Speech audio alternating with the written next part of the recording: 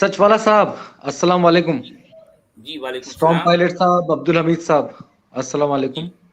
जी जगह वालेकुम सलाम। मुसलमान साहब, अस्सलाम वालेकुम। अमित सर, नमस्कार और जी प्रणाम। वालेकुम सलाम। नमस्कार। हाँ जी। जी जी साहब, मेरा तो बहुत ही सिंपल क्वेश्चन है। बहुत देर से मैं कोशिश कर रहा था कि ज्वाइन करूं। पूरी हम्म, कॉन्वर्सेशन मैंने 2 घंटे से सुन रहा हूं, बट मुझे समझ में नहीं आता कि हम लोग का टॉपिक जो है वो इतना लिमिटेड क्यों है। मतलब हम इस दुनिया में आए हैं और हम्म, हमें जो जिंदगी मिली है। मैं आपको पहले अपना बैकग्राउंड बताता हूँ। मेरा नाम जी आमीन रियाज खान राजपूत है। हम्म, अच्छा जी हम्म, जी आपकी पापा आवाज से रुक पूछा, गई है भाई। अच्छा एक कॉल आ गई थी, सॉरी। हाँ, मैं बताना चाहूंगा, मैंने अपने पापा से पूछा, मेरी माँ नहीं है, तो मैंने अपने हम्म, पापा से पूछा कि हमारे नाम के पीछे ये हिंदू वाला नाम क्यों है। तो मुझे हम्म, मेरे घर वालों ने आंसर दिया कि हम लोग पहले कभी राजपूत हुआ करते थे और वो चीज हम साथ में लेके चल रहे हैं। अच्छा अच्छा जी मैंने समझने की कोशिश करी। उसके बाद जब मुझे चीजें समझ में आने लगी, मैं शुरू से 8वीं क्लास से मैं एक क्या कह सकते हैं बोर्डिंग स्कूल में पढ़ा हूँ। तो जब वहां अच्छा पे मैंने चीजों को समझना शुरू किया, सच वाला सर, तो जी मुझे चीजें समझ में आई कि हम लोग शक्ल से, बातों से हम्म, इतने सिमिलर हैं कि मेरे घर जब ईद मनाई जाती थी तो वो पूरा अलग तरीके से मनती है। उसके बाद लेकिन जब शादी होती थी, तो जैसे अभी सर आए थे, वो उन्होंने कुछ बातें बोली थी culture related, and I can totally relate कि कुछ कल्चर्स ऐसे हैं जो कल्चरली हमें बाउंड करते हैं। तो मेरा क्वेश्चन ये है सचवाला सर, और मैं ये तब से चैट में भी लिख रहा हूँ कि आपके जितने भी ये आर्ग्यूमेंट्स होते हैं वो सारे हम्म, इनवैलिड हो जाएंगे। कि अगर मैं हम्म, खुद एक किताब लिखता हूँ, उसमें मैं लिख देता हूँ कि ये ऊपर वाले ने लिखा है, हम्म, और उसको 1000 लोग फॉलो करते हैं कि ये ऊपर वाले की किताब है, तो क्या वो हम्म, ऊपर वाले की किताब हो जाएगी? हाँ हो जाएगी। कैसे हो जाएगी अगर सर? नहीं लोग मानने लग जाएंगे तो हो जाएंगे ना, मानने वालों पर है असल में। इसी तरह से इसके साथ भी हुआ। लिखने वालों ने लिखा और कह दिया कि ये ऊपर की तरफ ऊपर से आई है, ये ऊपर वाले की है, लोग मान गए, जो है सिलसिला चल पड़ा। ऐसे ही तो होता है। लेकिन सिर्फ आपका ये जो एक वो क्वेश्चन होता है, मैं जानता हूं कि आपने कुरान को स्टडी करा है, आप अरबी में बहुत अच्छे हैं। मैंने तो आज तक ना उर्दू पढ़ी है, मैंने पंजाबी पढ़ी जी है, मैंने हिंदी पढ़ी है, इवन जी मैंने संस्कृत भी पढ़ी है। बट मेरे स्कूलिंग लाइफ में मुझे कभी भी मैंने उर्दू नहीं पढ़ी। मैंने कभी भी अरबी के ऊपर, मेरे घर वालों ने कभी मुझे इस जगह पे नहीं डाला जहाँ पे मुझे, जैसा आप समझ रहे होंगे, मैं ना कभी जी किसी जमात में गया हूँ, ना कहीं जी गया हूँ। बिकॉज मेरे मेरे जो फादर हैं वो भी गवर्नमेंट जॉब में है, शुरू से उनका यही रहा है कि इसको मैं अच्छे एजुकेशन दूं। बट मेरा पॉइंट यही हमेशा से रहा है कि क्यों मैं इसको ऊपर वाली की किताब मानूं। मेरा क्वेश्चन ये है। और लोग मुझसे, मेरे आपस के लोग भी, मैं डरता नहीं हूं, मैंने अपनी फोटो इसलिए लगाई है कि लोग देखें। इवन मैं आप लोगों की स्ट्रीम शेयर करता हूँ अपने खुद के कॉलोनी के लोगों से, और जो मेरे खुद के बहुत ही करीबी हैं उनके साथ जी मैं ये शेयर करता हूँ। बट सच वाला सर, मेरा क्वेश्चन ये है कि हम लोग क्यों सिर्फ किताब के इर्द गिर्द क्वेश्चन करते हैं। आपसे लोग क्वेश्चन करते हैं कि आप मुझसे लॉजिकल बात करें, तो आप ये क्यों नहीं पूछते उनसे कि अगर मैं ये बात लिख दूं कि ये किताब जो है ऊपर वाले ने लिखी है, तो आप इस किताब को मानेंगे? क्या मैं शेक्सपियर को बोल दूं कि इसको जो है ऊपर वाले ने क्वेश्चन किया, ऊपर वाले ने इसको इसको रेवलेट किया, तो आप क्या इसको किस तरीके से बैकअप कर सकते हो यार? क्वेश्चन ये है मेरा। गुलाम अहमद कादियानी ने भी कह दिया ना कि मैं नबी हूं, लोगों ने मान लिया। कैसे मान लिया अब्दुल हमीद साहब? मतलब मैं ये जानना चाह रहा हूँ, मैं नहीं मान अरे पाया। भाई, आप नहीं मानते, लेकिन जो लोग उसके फॉलोअर्स है पूरी दुनिया में है, कादियानी लोग मानते हैं वो।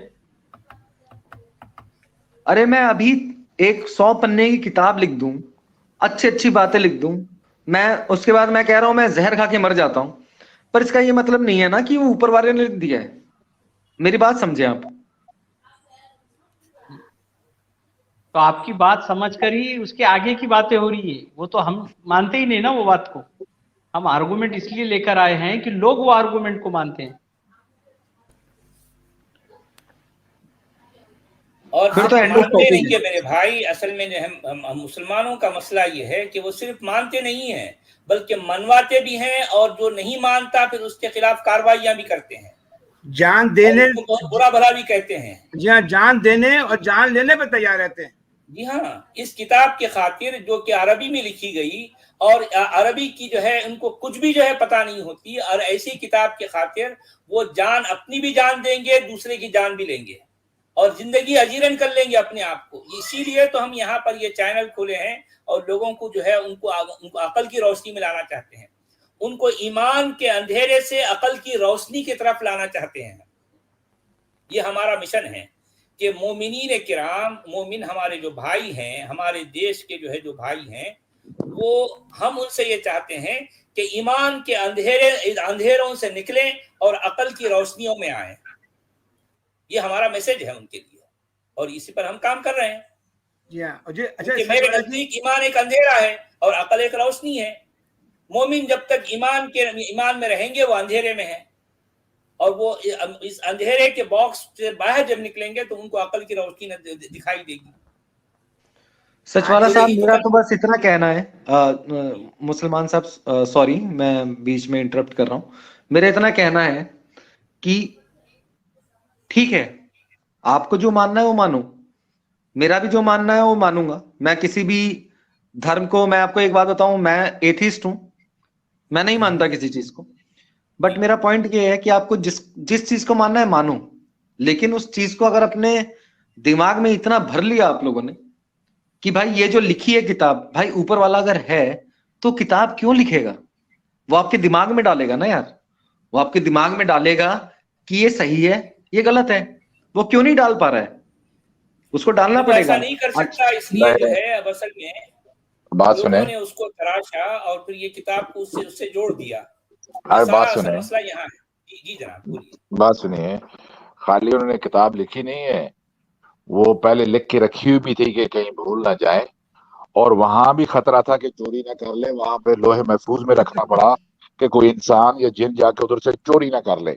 यानी मेटाफिजिक्स में जो खुदा रह रहा है इनके बकौल, उस खुदा के पास से कोई कलाम चोरी ना कर ले। वो लोहे महफूज, एक तरह का लॉकर था, लॉकर में रखा था। अल्लाह ने लॉकर रखा हुआ है लोहे महफूज में। और वो मजे की बात आ जाए, जी हाँ, था भी टैबलेट में की शक्ल में। हाँ, वो पत्थर की टैबलेट जो है ना, वो जो उस जमाने में पाई जाती थी पहले, मूसा वाली, वो वाली टैबलेट, वो जो सुमेरियंस के यहाँ पाई जाती थी, उनका बिलीफ था, मिथ था कि लोगों के ये जो अमाल नामे हैं, ये जो किस्मत होती है ऊपर सितारों के अंदर, ये इस्लाम से भी पहले अपनी तकरीबन 5000 ईयर्स अगो उनका ये कॉन्सेप्ट था कि सितारों में लोगों की किस्मत का हाल टैबलेट पे लिखा होता है। उनके यहाँ जब टैबलेट पे वो चीजें लिखा थे कुने फॉर्म में, तो वो उनका वही तस्वर आगे चलता है, उसी को इम्प्रोवाइज किया, उसी को रिफाइन ग्रीक किया। माइथोलॉजी की बात कर रहे हो आप, टैबलेट वाली ना, ग्रीक वाली जो रहती है? नहीं, ग्रीक वाली नहीं, ग्रीक और है, मैं सुमेरियंस की बात कर रहा हूँ। सुमेरियंस उनके यहाँ मिथ पाया जाता था, इंसान की नाम तारा उसको बोलते थे, तो वो उनके यहाँ मिथ पाया जाता था कि इंसान की जो किस्मत है वो ऊपर लिखी रहती है उसके पास टैबलेट पे। उनके यहाँ उस टैबलेट चल रहा था, उसके ऊपर प्रिंट हुई हुई चीजें होती थी, तो वही रिफाइन हो रहे हैं जूस के पास, वही रिफाइन हो रहे हैं कॉन्सेप्ट इस्लाम के अंदर। अब खुदा को ये मैं सोच रहा था यार, ये खुदा ने लोहे महफूज में रखा है कि क्या वो भूल जाएगा, ये मिट जाएगा, या कोई शैतान चोरी कर लेगा? अब वहां शैतान इंटरफेयर नहीं कर सकता, आपको पता है। खुदा ने उसका दावा किया है कि मैं उसको सही सलामत नीचे पहुंचाऊंगा। जिस आयत का ये जिक्र करते हैं ना कि उसके पीछे की आयतें खुद ही मौलवी आउट ऑफ कॉन्टेक्स्ट पेश करते हैं, उसको पेश नहीं करते।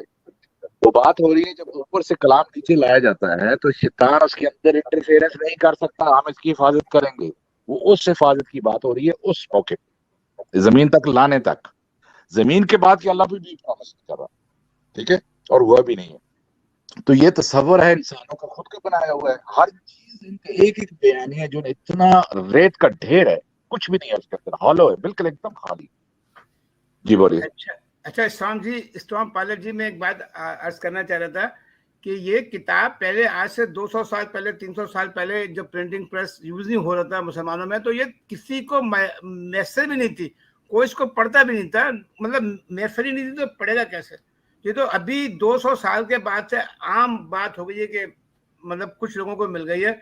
और आजकल के जमाने में भी जो मुसलमान है ज्यादातर तो उन्होंने ना तो पढ़ा नहीं है, और जिन्होंने पढ़ा है तो उन्होंने समझा नहीं, लेकिन हर मुसलमान जान देने को तैयार है। नहीं, असल में मुसलमानों का मसला भी तो यही है ना कि वो, उनके लिए इस किताब के अंदर क्या है वो डायरेक्ट पढ़ना समझना उनके लिए ज़रूरी नहीं है। उनके लिए ज़रूरी सिर्फ ये है कि इस किताब की तिलावत कर ली जाए ज़बान से और उसका उनको सवाब मिल जाए, क्योंकि उन्हें ये बताया गया है कि इस किताब के एक लफ्ज़ के एक हर्फ को पढ़ने से उनको 10 नेकियां मिलती हैं। मिसाल के तौर पर अगर अलिफ लाम मीम एक लफ्ज है तो अलिफ के 10 नेकियां, लाम के 10 नेकियां और मीम के 10 नेकियां। सिर्फ अलिफ लाम मीम अगर कोई कह दे तो उसको 30 नेकियां मिल जाती हैं, तो ये उनके लिए काफी है। अब वो बेवजह के जो है मतलब इस किताब के अंदर क्या लिखा है उसको समझने की कोशिश क्यों करेंगे भला? कोई क्यों करे? क्या हासिल है उनको? भाई सारा काम तो उनके मौलवी मुल्ला कर रहे हैं, ऐसा करो ऐसा ना करो, ये है, ये अच्छा है, बड़ा है, ये जो है मतलब ये एक्स मुस्लिम है, ये इस्लाम छोड़ दिया तो उसकी गर्दन उड़ाने के लिए जो है उसके पीछे पड़ जाओ, वो देखो कि वो नमाज में आ रहा नहीं आ रहा, ये फला ऐसा है। ये सारा काम तो मुल्ला करते हैं। इनका काम सिर्फ ये है कि या तो नमाजें पढ़ लें या फिर जो है इस अरबी किताब को रट लें तोते की तरह, बात खत्म। और मरने के बाद उनके लिए जन्नत तैयार है। भाई इससे ज्यादा मेहनत क्यों करेंगे? वो कोई जरूरी भी तो नहीं है ना। ऐसे जो है इस्लाम चल रहा है। हाँ, एक बात और है, जो उर्दू में कहावत है, सूप बोले सूप छलनी बोले जिसमें 72 छेद, तो ये तो पहली किताब है जो सबसे सच्ची है। और जो नंबर 2 पे आती है सही बुखारी उसका तो कोई जवाब ही नहीं है, उसको बगैर पढ़े हुए बगैर समझे हुए मानते। अच्छा सवाल ही नहीं है तो जवाब क्या होगा? जी बोलिए। वो कल लड़का आया, याद है उससे मेरी गुफ्तगू हुई थी, तो वो कह रहा था किरात के बारे में, हर्फ के बारे में हदीसें झूठी हैं। हाँ जी जी जी याद है। अब ये लोग जिनके कुरान को लेकर, उसकी हिफाजत को लेके, उसके बारे में जो बातें इनकी झूठी निकल रही हैं, तो दूसरी बातों को तुम्हारी को कौन मानेगा? जहां पॉलिटिकल ग्रुपिंग चल रही थी वहां पे पता नहीं क्या क्या कुछ हो रहा था, और लोग अपने फिक्र को और अपने अकीदे को सही साबित करने के लिए और क्या क्या बातें बना रहे थे। उनकी बातों को कौन मानेगा जब तुम कुरान के बारे में झूठ बोल सकते हो, झूठ कर सकते हो? इसका मतलब तो यही है ना। जी हाँ, जी हाँ। क्योंकि अहरुफ जो है, जो लफ्ज है, उसके एग्जैक्ट क्या मतलब है आज तक कोई नहीं बता सका। जिस आलिम को देखो गोल गोल घुमाता है, ऐसी ऐसी जलेबियां बनाता है, कोई पता ही नहीं चलता है वो कहना क्या चाह रहा है। सचवाला साहब, एक क्वेश्चन है जो तसव्वुर है। जी जनाब। कि मूसा अलैहिस्सलाम ने तोरा में अपना कंट्रीब्यूशन दिया, तो मेरा क्वेश्चन ये है कि हमारी जो किताब है वो तो बहुत बाद में आई है, तो हम लोग मूसा अलैहिस्सलाम की किताब को क्यों नहीं ऊपर वाले की रेवलेशन मानते हैं?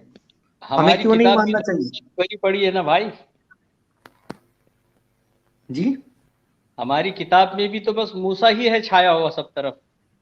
तो हम लोग क्यों हम लोग मतलब ईसा अलैहिस्सलाम पर जाते हैं, हम लोग मूसा पर क्यों नहीं डिस्कशन करते? सचवाला सर। नहीं भाई, अब मसला ये है कि इस वक्त जो है असल में सबसे ज्यादा जो दादागिरी चल रही है वो मुसलमानों के मुंह बोले नबी की। ये इस दादागिरी के आगे सब कुछ मात हो गए, हर कोई मान पड़ गया। जहां देखो यही दादागिरी चल रही है। अब इसमें कोई ना सोचने के लिए तैयार है ना समझने के लिए तैयार है। अब अगर मुसलमानों से ये कहा जाए, अरे भाई आपका मुंह बोला नबी तो इस किताब में पाया नहीं जाता, ये किताब आपके मुंह बोले नबी को जानती है ना पहचानती है, अगर ये मैं कह दूं तो वो आग बबूला हो जाते हैं।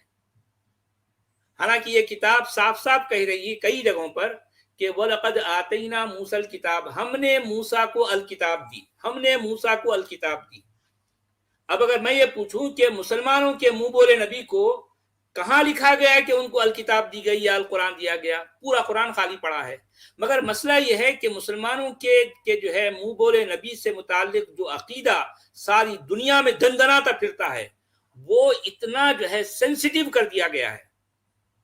अब वो उसके होते हुए यहाँ अकल, मंतिक, ये जो है लॉजिक या फिर दलील या जो है सबूत का कोई कुछ भी लेना देना नहीं है। यहाँ सिर्फ जो है इनकी सेंसिटिविटी है, इनके जज्बात हैं, इनका अकीदा है, इनका ईमान है, बस। यहाँ अब इसके आगे कुछ नहीं चलने वाला। ये सब चीजें सारी दुनिया पर छाई हुई हैं, हर जगह इन्हीं की दादागिरी चलती है। अच्छा जी, सचवाला जी, वो जो पाकिस्तान में जो शादी होती है तो रुखसती के वक्त जब दुल्हन को बिल्कुल गाड़ी में बिठा रहे होते हैं तो उसको कुरान ऊपर रखा जाता है, दूल्हा दुल्हन। अब कुछ किसी को कुछ भी नहीं पता इसमें क्या लिखा है, उसके मतलब कुरान के नीचे से आपको गुजरना होता है और सर पे रखती हैं औरतें, और उनको कुछ भी नहीं पता कि इस कुरान में तो लिखा हुआ है कि मैं इस दुल्हन की पिटाई भी कर दूं, लेकिन उन्हें कुछ भी नहीं पता। हाँ, पता तो खैर नहीं है ना, ये मुसलमान चाहते भी नहीं कि पता करना, उनको तो पता ही नहीं है कि जो है इसके अंदर क्या लिखा है। ये अरबी किताब है और ये अरबी का कुछ भी नहीं जानते, इस किताब के अंदर क्या लिखा कुछ नहीं था, लेकिन मानेंगे जरूर और इस किताब के लिए कटने काटने के लिए तैयार हो जाएंगे। देखें ये हाल है, इनको पता कुछ भी नहीं है इस किताब के अंदर क्या है, लेकिन इसके लिए कटने के लिए भी तैयार है, काटने के लिए भी तैयार है।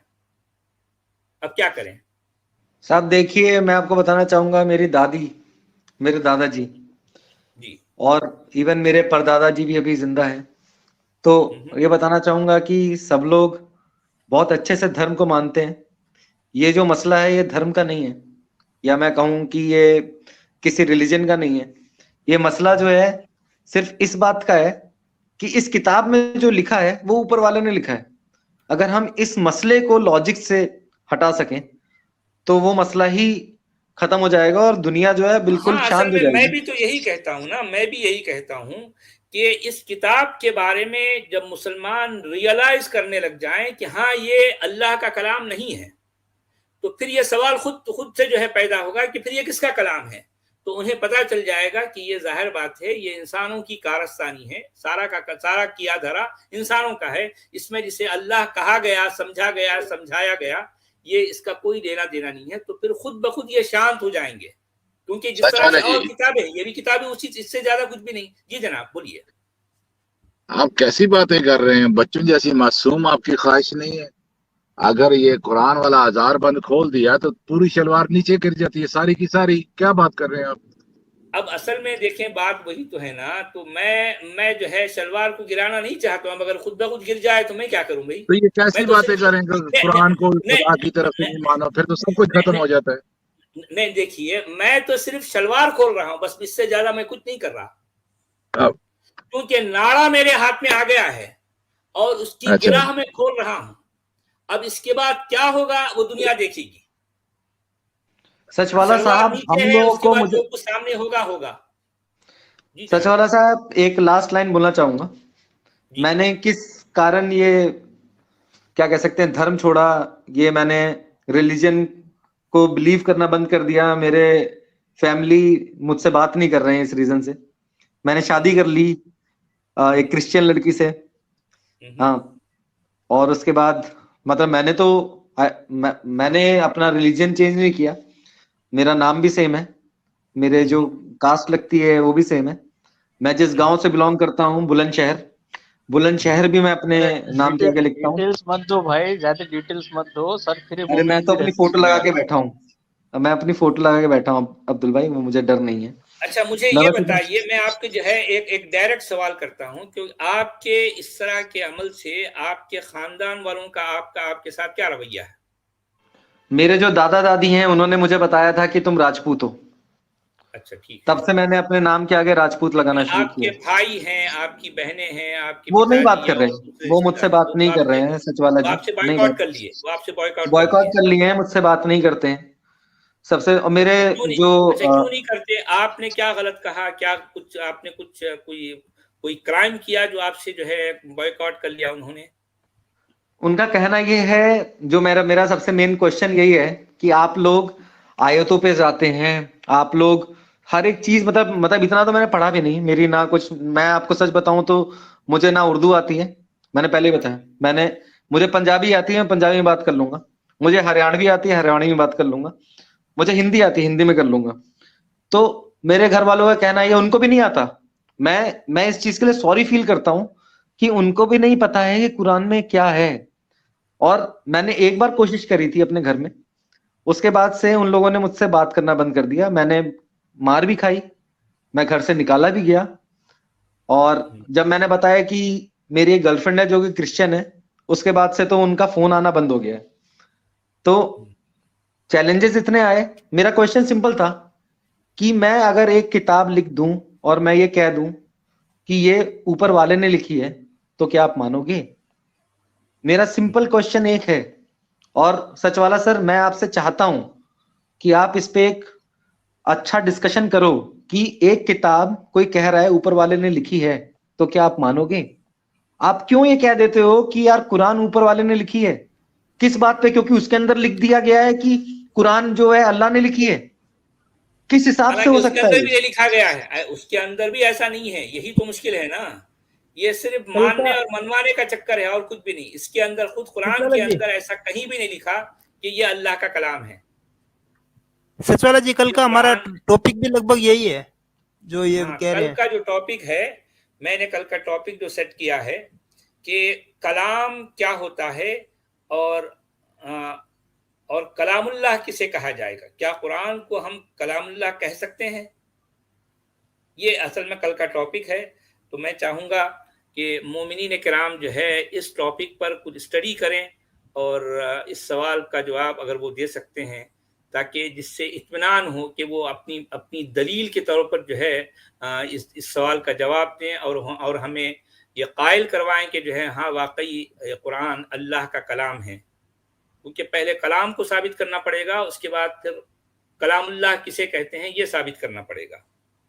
चले ठीक है, अब कोई और मोमिन भाई हैं तो ले लें। जी जनाब, थैंक यू, अच्छा लगा आपसे बात करके। सॉरी शुक्रिया आपका। बिल्कुल Amit ji, thank you ji.